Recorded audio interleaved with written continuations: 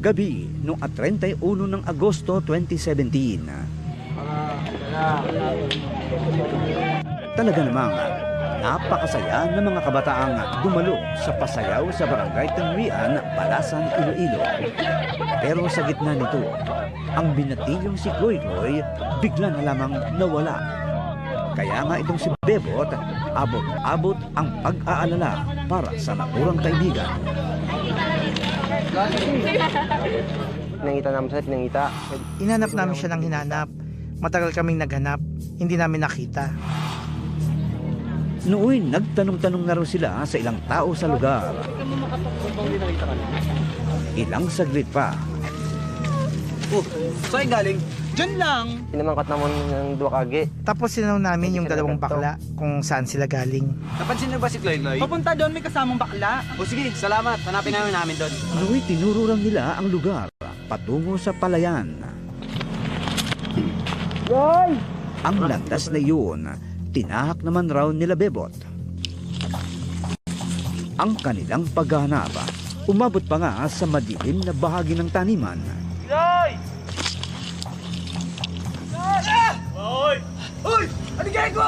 Sa di naasahan, isang lalaki ang bigla na lamang raw nagtatakbo. Nooy kinutuban na raw si Bebot na may masamang nangyari kay Chloe. Kaya naman, humingi na siya ng tulong sa iba pang mga kaibigan. Tol! Oh, bakit? Nakita ko si Chloe! Nandun! Isa nyo! Tara na! Din, ano naman siya, din satuan. Tapos pagkakita namin kay Chloe, nakatihaya siya sa gilid ng palayan, sa kahon ng palayan. Kahon, sang tanan. Pare, bisa nyo! Koy! Ilang saglit pa, natagpuan na nga nila si Chloe. Talaga namang nasindak sila sa dinatnan. Si Chloe nakalugmok sa lupa at nag-aagaw buhay. Chloe!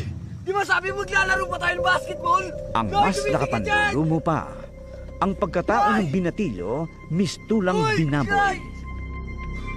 Yun, pinangita sa namin, tapos Pagkakita namin sa kanya, parang napaiyak ako.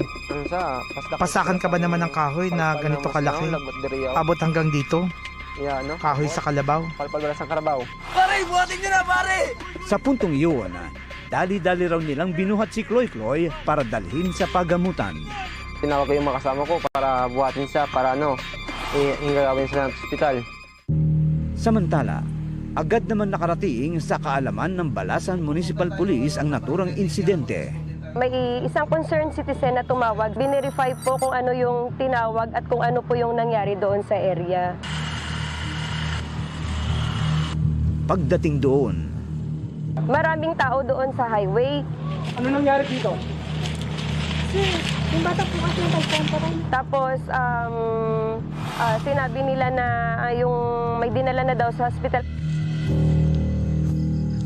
sa crime scene, agad nangalap ng ebidensya ang mga pulis.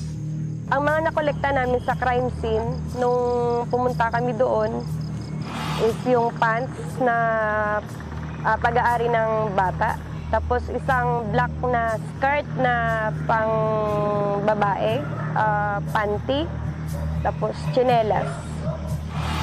Isang maikling palda at panty. Kabilang na raw ang mga ito sa mga ebidensyang na-recover sa crime scene. Pero ang biktima, isang binatilyo. Dahil dito, Nagtaka sir, kasi ba't ganun? Sabi namin, posibleng may abuse na nangyari dito. kasunod nito, nagtungo na rin ang mga otoridad sa ospital kung saan isinugod ang biktima.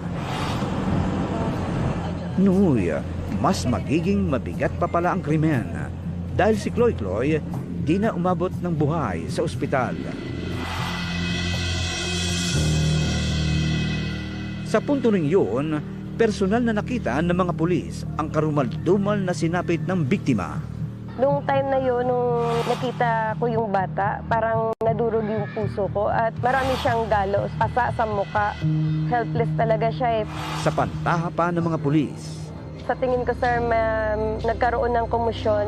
Malamang sir, yung bata nanlaban din. Ayoko pa! base pa rin sa kanilang inisyal na pagsisiyasat. Yung mga pasa niya, gawa ng paghawak ng mahigpit ng sinong tao yung gumawa sa kanya. Then yung ulo niya may dugo na malamang pinukpok ng matigas na bagay. Yung kanang kamay niya may pasa. Ang obserbasyon ng mga otoridad tumugma naman sa resulta ng isinagawang otopsya ng Balasan Municipal Health Officer na si Nazareno Dile. May mga palatandaang nakapanlaban pa ang biktima bago ito nasawi.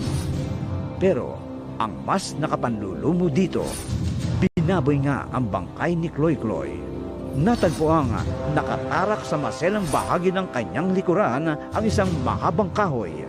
Severe hemorrhage ang direktang ikinasawi ng biktima. Ang binatilyong si Kloy Kloy, binugbog, hinalay at binaboy pa ang pagkalalaki. Pero sino nga kaya ang may kagagawan ng karumal-dumal na krimeng ito? Magbabalik ang inyong ABS-CBN, Scene of the Crime Operative.